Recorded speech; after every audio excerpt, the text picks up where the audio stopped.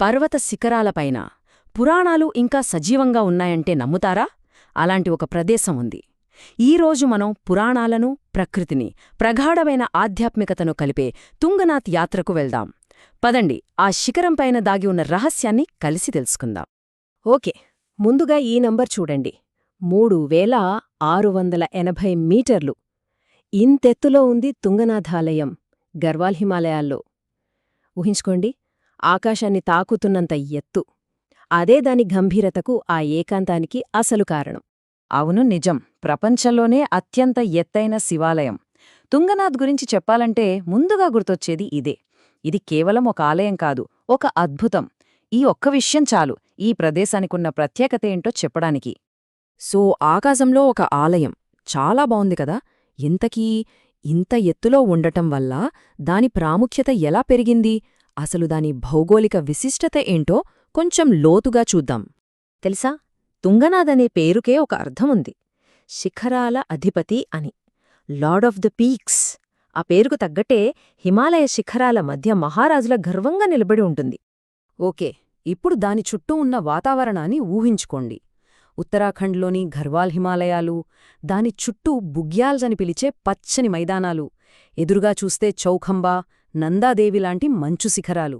అద్భుతంగా ఉంటుంది కదా? అంతేకాదు, పవిత్ర మందాకినీ నది పుట్టిన ప్రదేశానికి కూడా ఇది చాలా దగ్గరగా ఉంటుంది.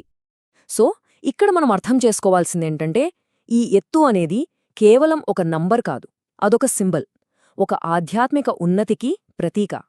ఆ ఏకాంతం, ఆ ఎత్తు, ఇవే భక్తులను దేవుడికి మరింత దగ్గర చేస్తాయి. సరే, ఇప్పుడు శిఖరాల వెనుక ఉన్న పురాణగాథలోకి వెళ్దాం. అంటారుకదా, ప్రతి రాయి వెనుక ఒక కథ ఉంటుందని. మరి ఈ ఆలయానికి ప్రాణం పోసిన ఆ కథేంటో చూద్దామా? ఈ ఆలయం కథ ఎక్కడో మొదలవ్వదు. మనందరికీ తెలిసిన మహాభారతంలో మొదలవుతుంది. కురుక్షేత్ర యుద్ధం ముగిశాక పాండవులు తమ పాపాలకు ప్రాయశ్చిత్తం కోసం శివుడిని వెతుక్కొంటూ బయల్దేరతారు. అక్కడే ఈ కథ మొదలవుతుంది. ఈ పంచకేదార్ కథ చాలా ఇంట్రెస్టింగ్గా ఉంటుంది. పాండవులు శివుణ్ణి వెతుకుతూ ఉంటారు కదా, అప్పుడు శివుడు వాళ్లకి కనిపించకుండా ఒక ఎద్దు రూపం ధరిస్తాడు. కాని భీముడు ఆ ఎద్దును గుర్తుపట్టి పట్టుకోవడానికి ప్రయత్నిస్తాడు. అప్పుడా ఎద్దు భూమిలోకి మాయమైపోతుంది. కాని దాని శరీర భాగాలు 5 వేర్వేరు చోట్ల మళ్లీ కనిపిస్తాయి.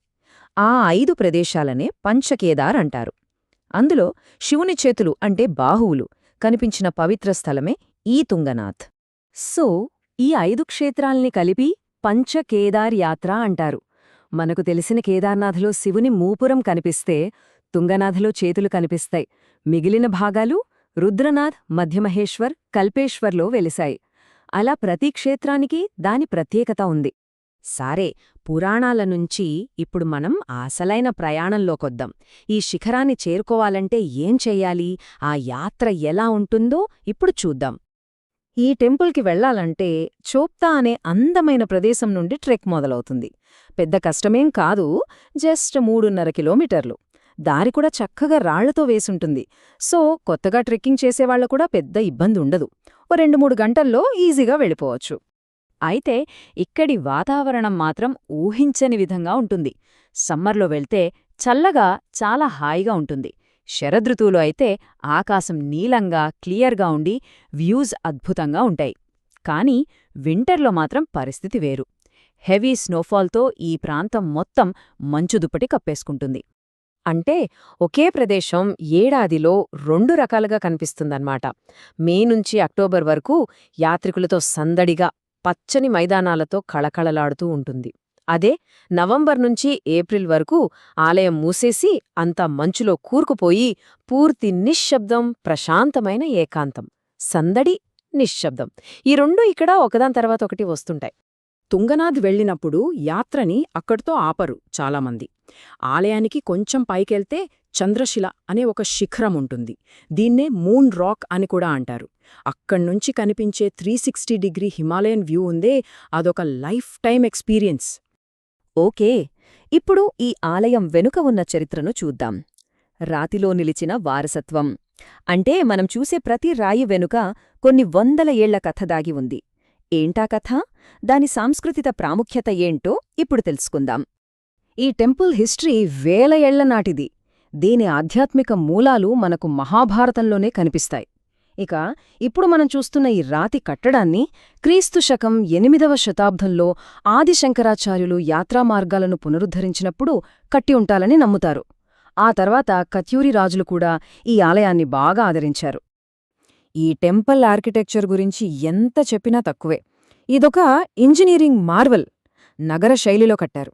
అసలు విషయమేంటంటే, ఇంత పెద్ద గ్రానైట్ రాళ్లని ఒకదానిపై ఒకటి పేర్చడానికి ఎలాంటి సిమెంట్ లాంటిది వాడలేదు. అయినా సరే 100 ఏళ్లుగా ఆ కఠినమైన హిమాలయ వాతావరణాన్ని తట్టుకుని నిలబడింది. అమేజింగ్ కదా! ఈ చరిత్ర అంతా కేవలం పుస్తకాల్లోనో రాళ్లలోనో లేదు. ఇదొక సజీవ సంప్రదాయం. ఎలాగంటే, ప్రతి వింటర్లో ఆలయాన్ని మూసేసినప్పుడు అక్కడి దేవుడి విగ్రహాన్ని ఉత్సవంగా మక్కుమట్ అనే గ్రామానికి తీసుకెళ్తారు. కొన్ని 100 ఏళ్లుగా ఈ ఆచారం కొనసాగుతూనే ఉంది. అక్కడి పూజారులు కూడా సాంప్రదాయంగా మక్కుమట్ గ్రామానికి చెందినవారే. అంటే చరిత్ర ఇప్పటికీ కొనసాగుతూనే ఉందన్నమాట. సో చివరిగా చెప్పాలంటే మనం చూసింది కేవలం రాళ్లతో కట్టిన ఒక గుడి కాదు. తుంగనాథ్ అంటే పురాణం ఆకాశాన్ని తాకే చోటు, భక్తి ప్రకృతిలో కలిసిపోయే ఒక అద్భుతమైన పవిత్రమైన ప్రదేశం. ఇదంతా విన్నాక ఒక ఆలోచనొస్తుంది కదా. వేల సంవత్సరాల చరిత్రను, లెక్కలేనంతమంది యాత్రికులను చూసిన ఆ శిఖరాలకు గనక మాటలొస్తే అవి మనతో ఎన్ని కథలు, ఎన్ని పురాణ గాథలు పంచుకునేవో.